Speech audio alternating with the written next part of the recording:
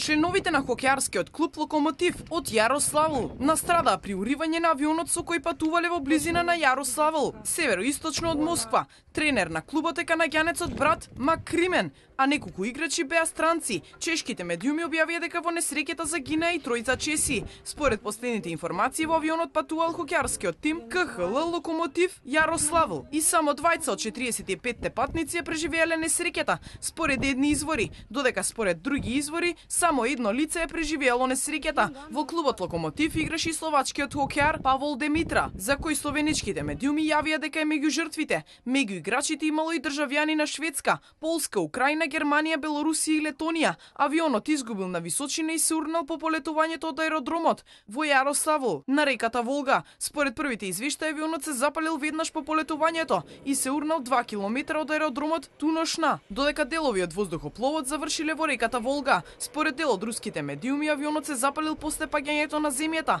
а постојат претпоставки дека авионот закачил на дрва при полетувањето.